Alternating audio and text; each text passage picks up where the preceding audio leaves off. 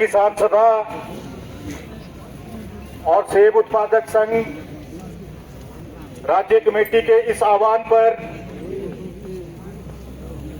शिमला सचिवालय के बाहर जो समाज के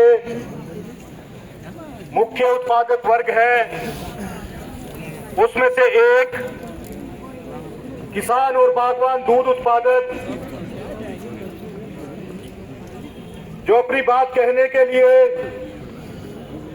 प्रदेश सरकार के समक्ष आए हैं। सबसे पहले हम आप सभी जुझारू साथियों का इस संघर्ष में, इस आंदोलन में क्रांतिकारी अभिवादन करते हैं, आपका स्वागत करते हैं। साथियों, बहुत सारी बातें कही जा चुकी है, लेकिन हम ये कहने से गुरेज नहीं करेंगे कि 30 दिसंबर 2024 को हिमाचल प्रदेश किसान सभा की राज्य कमेटी ने जब ये तय किया था कि हिमाचल प्रदेश के अंदर जमीन के सवालों को लेकर, किसानों बागवानों के जीवन के सवालों को लेकर एक संगठित निर्णायक आंदोलन प्रदेश के अंदर लड़ा जाएगा, उसका उदाहरण आज ये देखने को मिल रहा है कि हिमाचल प्रदेश के अंदर पिछले एक वर्ष के अंदर आज ये चौथी बार ये जो हिमाचल प्रदेश का कोने कोने से किसान अपनी आवाज बुलंद करने के लिए आया है, ये कहने के लिए आया है कि अब यह किसान आंदोलन हिमाचल प्रदेश में, हिमाचल प्रदेश की सरकारों के सामने एक चुनौती है। और हम ये अच्छे से जानते हैं कि हिमाचल प्रदेश के अंदर जो इस बैनर के तले, इस किसान सभा के झंडे तले जो संगठित होकर इस आंदोलन को लड़ने के लिए आगे आ रहे हैं, वो हमारे गांव का गरीब किसान है। इसलिए आज जो हमारे देश के अंदर हम जो आज बड़े कृषि संकट से गुजर रहे हैं, यह उस बात का नतीजा है कि हमारे देश के अंदर जो वर्तमान में सरकारें हैं और लगातार नवोदारीकरण की नीतियों को लेकर आगे बढ़ रही है। और यह नवोदारीकरण की नीतियां क्या है?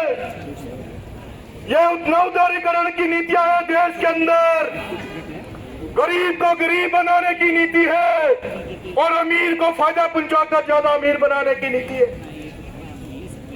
इसलिए हम ये कहने के लिए हैं कि जो आपकी ये गरीब को गरीब बनाने की नीति है, आपको जो है इन